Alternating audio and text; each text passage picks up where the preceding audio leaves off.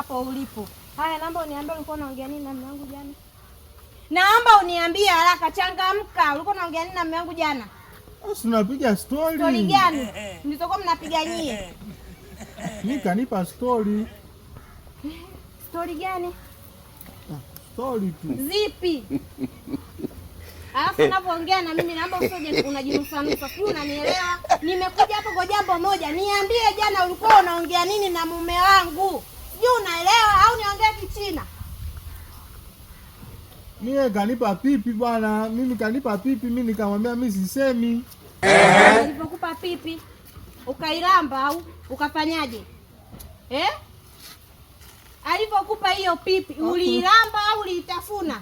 Alafu mimi mama ananiita. Hebu kaa hapo. Naomba uniambie ukweli. Hivi unanitafutia kesi wewe? Haya, niambie jana mlikuwa mnaongea nini na mume wangu? Umemwambia nini baba Shula? Haiwezekani mume wangu aingie ndani. Kila siku anatokaga yuko vizuri na anarudi vizuri. Jana amekuja amekula kama simba. Hebu nieleze. Mimi nimekaa naye chini.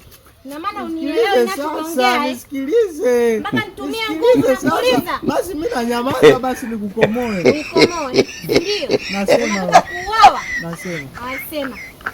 Jana wakati tumekaa. Nisikilize basi, nisikilize. Wewe nitakupiga vichwa. Nisikilize na kuelezea. Haya, nielezee. Mimi jana wakati tumekaa, akanipa pipi, akaniambia mimi na wewe tukikaa ndani tunafanyaje?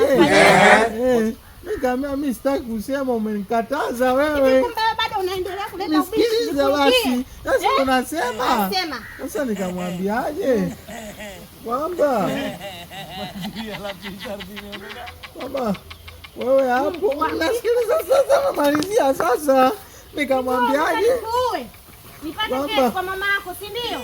Haya, niambie. Nimemwambia kwamba wewe hapo tukiwa ndani unanichanuliaga hivi, mimi nakuja kwa juu. Oh my God! Wewe, umemwambia hivyo Mungu? Mungu wangu, mimi naenda kupigwa, sio kupigwa tu, naenda kuuawa.